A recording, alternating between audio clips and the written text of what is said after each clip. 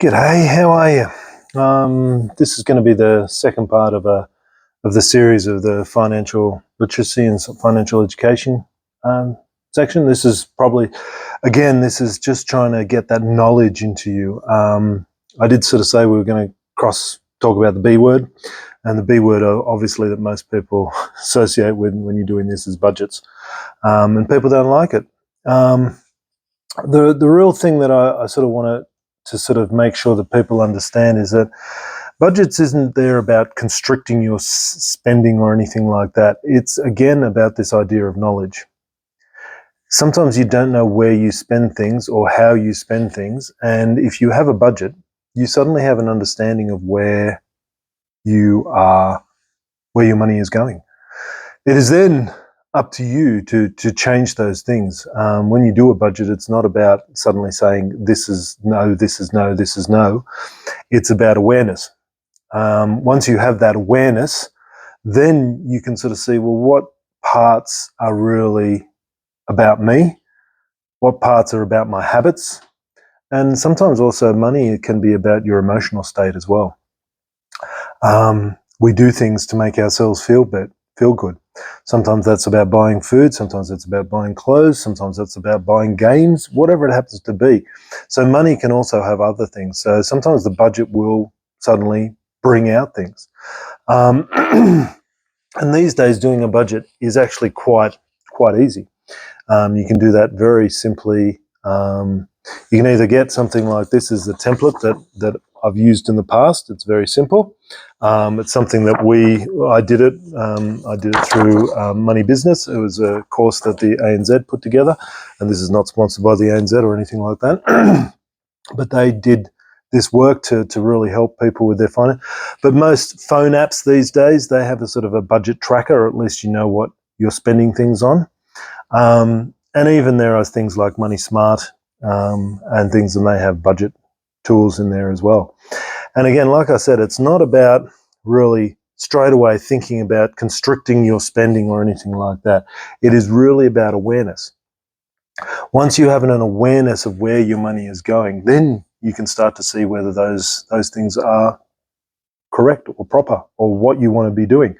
If it isn't, then at least you have an awareness to be able to change that. If you then find out that you're spending money in a big way in some areas, you might be able to just reduce that and make yourself a little bit easier. Now, one that everybody always talks about whenever you do budgets is the whole coffee in the morning thing. And I'm not saying whether it's right or wrong, but if you buy a coffee in the morning and coffee is getting expensive, and maybe you buy one coffee every morning, every work morning, or maybe even on the Saturday or Sunday as well, they could be between $5 and $6. Let's say they're $6 because they seem to be going a little bit higher, especially if you want a bigger one. If you do that for 6 days, that's 6 times 6, 36. $36 straight away gone in coffee. Whereas two options, most businesses have a coffee machine that you can get normally brewed coffee, which is pretty good. So you might only just have to buy the beans if you want a particular type of beans. Some even have a cappuccino or a small cappuccino maker and stuff, so you can do that as well. You can also buy those satchels that are not too bad, but all of those would probably cost around about maybe maximum $10 a week if you're using those instead. That's if you don't get it on special or something like that. So $10 to 36. So instantly you could be saving yourself $26. Now, you might still sort of say, look, on a Thursday, I just want to do that because I have a meeting with such and such, or I get together with such and such, and it's a social thing. Yeah, that's what budgets are about. They're not about making you not spend any money. They're about awareness. And so if you know, okay, for the rest of the week, I'm going to save myself $26, and then one day I'm going to buy that coffee because I'm having a chat with my mates, my friends, my girlfriends, whatever it happens to be. That's $6. Okay, say it costs you $8, $14, you're still saving $22 on that week. $22 across 50, because we sort of say that. 20 times 50, you're getting to a fairly big number. You can do $1,000. $1,000 across your year. What could you do with the $1,000 instead? And that's what that awareness is about. Coffee mightn't be your thing. You might be buying lunch. It might be buying something else when you're at the grocery stores. It might be buying a game every other day, DVD. My thing that's really like that is buying books and buying DVDs. Used to be not so much now, but buying books. Love to go get a new book or a secondhand book. I go to the secondhand store now so that I can actually enjoy that and not sort of feel like I'm doing everything. Scrimping on everything and having to buy things new. I go to the secondhand bookstore and it's a little bit more like a chase and a find, and sometimes go to the library when they have a sale about their books, or some other places that do big gigantic book sales. And it's about the thrill of the chase of finding something new, and also knowing that you're not spending a lot of money, but you might be getting something good. So again, it's about awareness, knowing what you do. And that's what your budget is about. And I mean, this is again from that money business, the ANZ. It really is about going through that and understanding what you're doing. And if you look at this sort of sheet, and you can have another look at it later, but it really is about understanding the money you get in and then understanding where the money is spent. And then you know what it's left over. And you can sort of see here, there's some categories. Most of those categories around shopping, utilities, friends, alcohol, games, cars, all of those sort of things. They're all money that goes out. And we need to understand what that's really about. And then the second part of the budget is really looking at this idea of needs and wants. What do we need?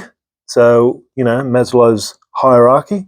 And these things affect our mental health. If we don't have the needs that we have and are entitled to, that can really affect our mental health. If we don't have the roof over our head, running water, I was about to say running electricity. Well, we don't want the electricity to be running, but connected to electricity, and transportation, and just basic food, that can have a huge impact on our mental health. So a lot of times this, which is the wants, might be taking away from these things. We might want alcohol, but do we need it? Possibly not. We might want to play games, but do we need it? I don't know. And these are things that you can then, once you've done your budget, you can understand, and you can understand what it is. Sometimes you don't need coffee, but you would like it. But sometimes when you're having a friend, you might need it. That might make that social interaction just be a little bit more pleasant, to have that coffee or that cake or whatever it happens to be. And that might be a need because you're getting that connection. So just because it's costing you money doesn't mean that it doesn't need to be in here, because connection is just as important, and that can actually have a huge impact on your mental health.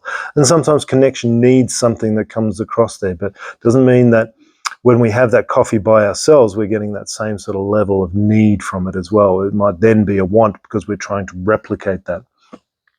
So really what you're trying to do here with a budget is not so much work out where I'm going to strip everything back and I'm only going to eat bread and water from now on, and we're going to turn off every light in the house.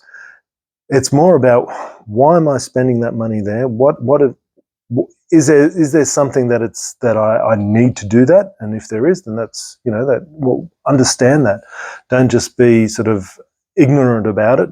Understand what's going on, because that need is obviously something, compulsion in yourself, that you need that for your own mental health. So budgets are very much linked to your mental health, and sometimes having your head in the sand because you don't know how much you spend is having another big impact on it, because you don't know where the money is, you don't know where it's going. Somebody comes to you for something, you don't know whether you can say yes, we can spend that money, or no, we can't, because you don't know. And so therefore you're borrowing, you're using loans and stuff like that to try and do these things, and you don't want to get in that cycle of debt. So a lot of times when I did this for Lifeline, the first thing that we were doing is really doing a budget for people, not because we wanted to restrict them, but because we wanted to understand. We wanted to give them knowledge and power over their own spending so that they could relax about it. And more often than not, once we did this, and we went through it a couple of times, people actually relaxed about their spending habits, and they could sort of say, oh, I'm doing this because of X. I don't actually need to do that anymore. And so suddenly they've got money coming in a little bit more. So a budget is a very powerful tool to free yourself of your money worries, understand yourself and your money journey, and understand the attitudes you have towards money. And so then you can actually start to make some changes, which is the next one, which is around about your money habits and stuff. So we'll do that. And all of this sort of stuff that we're talking about really then has a huge impact on your mental health, because the amount of people that I saw that really struggled with their mental health because of their money worries was enormous. If we could reduce that by giving them knowledge and giving them their power back, that would alleviate a lot of the mental health issues that we have. So look forward to seeing you on the next one, which will be around about habits and money habits in particular. Hope to see you then. Hope you enjoyed this. Drop me a line. Tell me what you think.